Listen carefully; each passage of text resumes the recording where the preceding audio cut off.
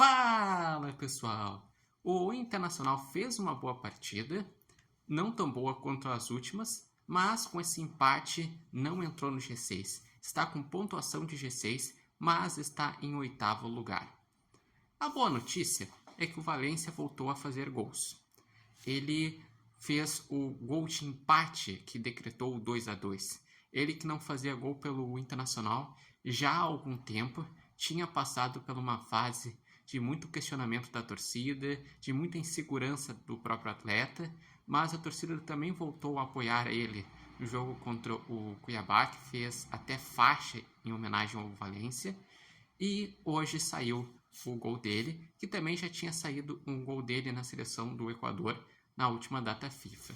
Quanto ao jogo, os números mostram que o Inter poderia sim ter ganhado essa partida, porque criou mais. Foi 24 chutes e 11 na direção do gol, contra 11 chutes do Bragantino e 4 na direção do gol. O Internacional novamente estava marcando lá em cima, estava fazendo combinações.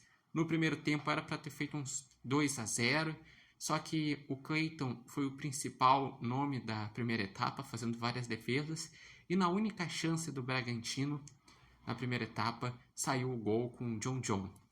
Na segunda etapa, o Internacional voltou também melhor, e até os 20 do segundo tempo, o Inter estava criando chances para voltar a estar novamente na frente.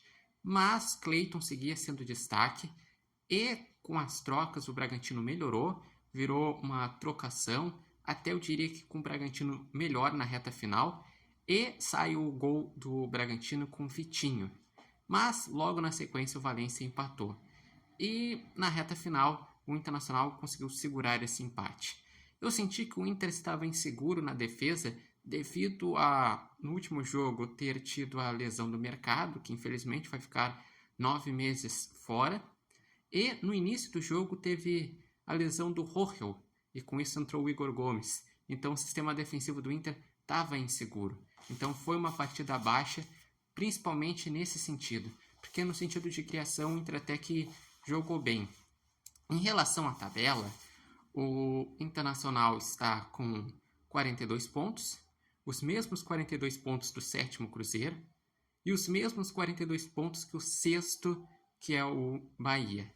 E diminuiu a distância em relação ao G4. O Inter agora está a 3 pontos do G4, pois o quarto lugar é o Flamengo com 45 e o quinto é o São Paulo com 44. Lembrando que o Inter ainda tem um jogo a menos, que é o jogo justamente contra o Flamengo, um confronto direto no Beira-Rio, mas que ainda não tem data marcada, porque o Flamengo está vivo nas duas Copas, pelo menos até hoje, porque hoje o Flamengo joga contra o Peñarol fora de casa e perdeu no jogo de ida e corre risco de eliminação.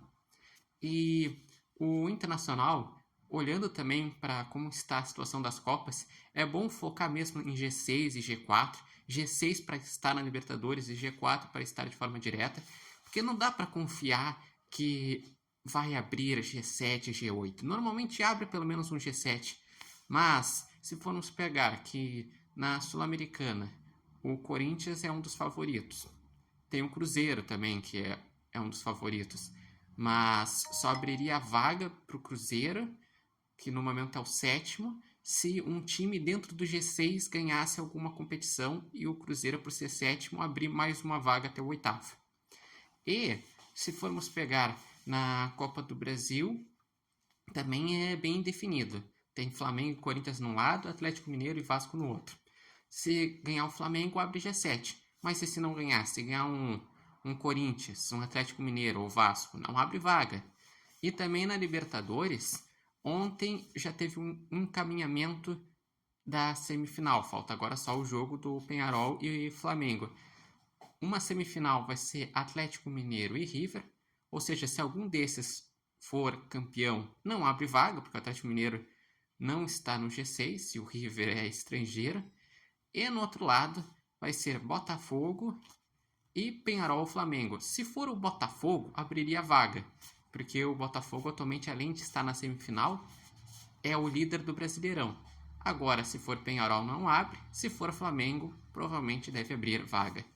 Mas então, deixem seus comentários do que acharam dessa partida de Inter e Bragantino, o que vocês acharam sobre a situação do Inter da tabela, sobre quem foram os destaques dos jogos.